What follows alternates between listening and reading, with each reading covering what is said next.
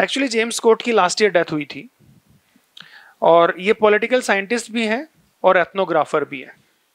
ठीक है, तो पॉलिटिकल साइंस वाले भी इनको पढ़ते हैं, हम भी थोड़ा सा पढ़ लेते हैं। हम इसलिए पढ़ रहे हैं क्योंकि उन्होंने फील्ड वर्क किया था मलेशिया के एक विलेज में, सेडाका नाम के विलेज में। He did a field work in Sedaka village of Malaysia. Okay. Now, when he was doing the field work in this Sedaka village, what he found? He found the relationship between the peasant and the landlord as kind of peaceful. Peasant and landlord के बीच में relationship कैसा था? Peaceful था when he was looking at it from the above. Superficially देखने में क्या लग रहा था कि लैंडलॉर्ड कुछ भी बोलता है पीजेंट मान लेते हैं, कोई रेजिस्टेंस नहीं है, कोई आपस में कॉन्ट्राडिक्शन नहीं है, डिसएग्रीमेंट दिखता ही नहीं है। सो ही टर्म्ड दैट आइडिया कि जब वो देखने गया तो उसको देखा क्या कि लैंडलॉर्ड बोलता है do this work and peasant agree happily, peasant कोई रेजिस्टेंस शो नहीं करता है। ठीक है, मतलब क्या दिख रहा है आपको? पब्लिकली क्या विजिबल है कि लैंडलॉर्ड की चलती है, लैंडलॉर्ड ने बोला बाकी सबने मान लिया। This is what is visible. So he termed this as public script, जो कि बाहर दिखता है। क्या बोल रहा है उस चीज को? Public script.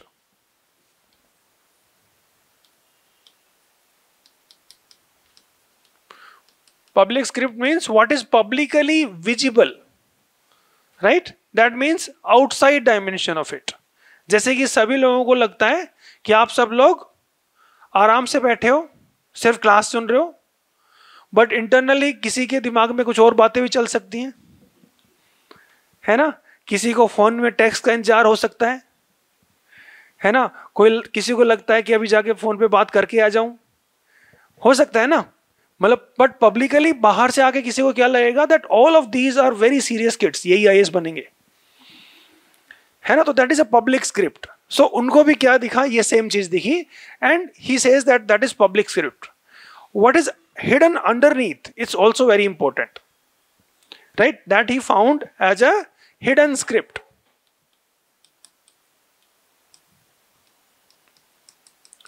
So what was hidden script?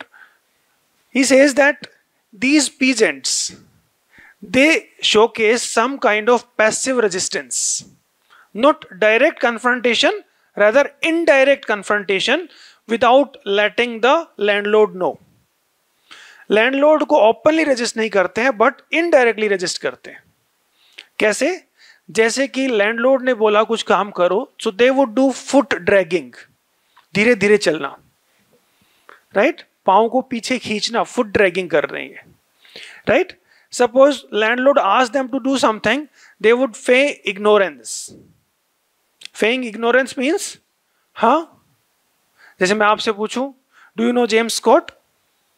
हाँ, ये is a smart actor, very good. So you understand that कि क्या आपने क्या कहा, मैं समझ नहीं पाया, दोबारा बोलोगे? नहीं, मैं समझ नहीं पाया, मुझे तो पता ही नहीं इस चीज का। तो feigning ignorance is another way of conveying kind of passive resistance. ठीक है? Then he found that indirectly ये लोग जब इनको अपना हिस्सा देना होता था लैंडलॉर्ड को, whatever produce they had to give, so कभी पानी मिला देते राइस के अंदर, कभी मिट्टी मिला देते। So he says that this is part of hidden script. So here you see one thing, that there is no direct confrontation between the oppressed and the oppressor, but there is a kind of indirect resistance.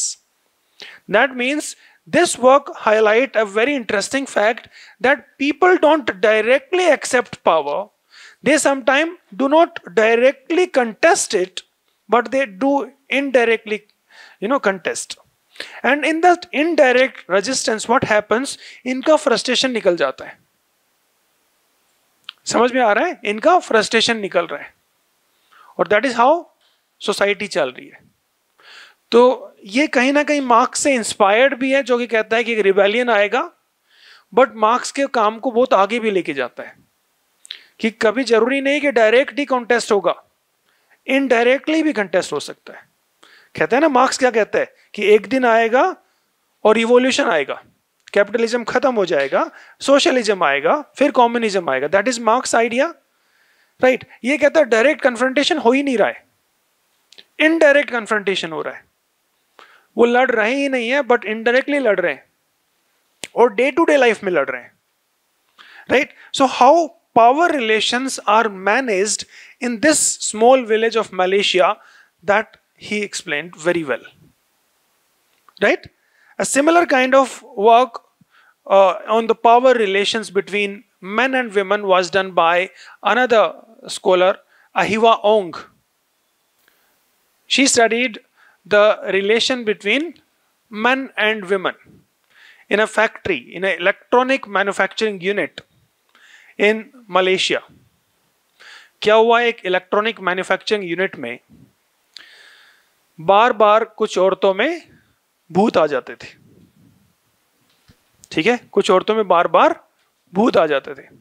तो क्या हुआ, लोग वहां पे जब भी पता लगता तो लोगों ने कहा कि ये जो फैक्ट्री जहां पे बनी हुई है इसके नीचे ब्यूरियल ग्राउंड था, और जब फैक्ट्री बनाई तो उनकी जो ग्रेव्स हैं वो डिस्टर्ब हो गई हैं, तो उनके भूत जो हैं अब वो फैक्ट्री की प्रीमाइस में ही घूमते हैं, ठीक है। तो लोगों ने क्या किया, लोकल ओजा को हायर किया, शमन्स को हायर किया, वो उनका भूत उतार देते, बट थोड़े दिनों बाद में फिर आ जाता। और at one occasion around 120 women were possessed at one go, ठीक है। अब उनका भी फिर इलाज करवाया गया, बट ये प्रॉब्लम फिर बढ़ती जा रही थी। Then she was consulted, she studied that phenomena of that electronic manufacturing unit, and she basically compared the state of affairs of the women working in the factory and those who are living outside it, and she observed a stark difference in their social behavior, practices, regulation. Women outside, they live a very unregulated life, very peaceful life. उनकी clothing बड़ी normal होती है, खुले खुले कपड़े पहनते हैं, right. कोई उनके ऊपर कंट्रोल नहीं करता है, वो अपनी मर्जी से खाना बनाती है, उनका खुद का डिसिप्लिन है। कोई उन पे कांस्टेंट वॉच नहीं रखता है कि तुम्हें ये काम इतनी देर में ही पूरा करना है। बट जो वो फैक्ट्री की सेटिंग में होती है तो उनको टाइट ड्रेस पहननी पड़ती है, ग्लव्स पूरे टाइम पहनने पड़ते हैं, एक प्रॉपर डिसिप्लिन होता है, इतने बजे से इतने बजे तक काम करना पड़ेगा, ठीक है। अगर नहीं करोगे तो बॉस जो होगा वो आपको डांटेगा। ये उनके ऊपर अत्याचार एक तरह से हो रहा था, ठीक है। तो एक्चुअल में जब उनमें वो भूत आ रहा था तो भूत नहीं आ रहा था, अकॉर्डिंग टू अहिवा ओंग, वो एक तरह का पैसिव रेजिस्टेंस था against the power, right. A kind of disciplinary power that is imposed on them by this capitalistic world, ठीक है। सो उन्होंने अपनी book spirits of resistance and capitalist discipline में ये बात कही, spirits of resistance and capitalist discipline. What she says, ये जो उनका बार बार भूत आना था वो भूत नहीं था, वो रेजिस्टेंस था अगेंस्ट द कैपिटलिस्टिक डिसिप्लिन। समझ में आ गया? So all of these things, what you see here, you see the power relations. Every relation in the society is a power relation. The relation between you and me is also a power relation, right? You are sitting here silently and listening to me because you accept me as an authority, me as a power. अगर आप मुझे accept नहीं करोगे तो आप सुनोगे ही नहीं, right? You are sitting here silently without fighting with each other, without talking to each other, because you believe that there is someone who is watching you. Right, that means आपको डांटा जा सकता है,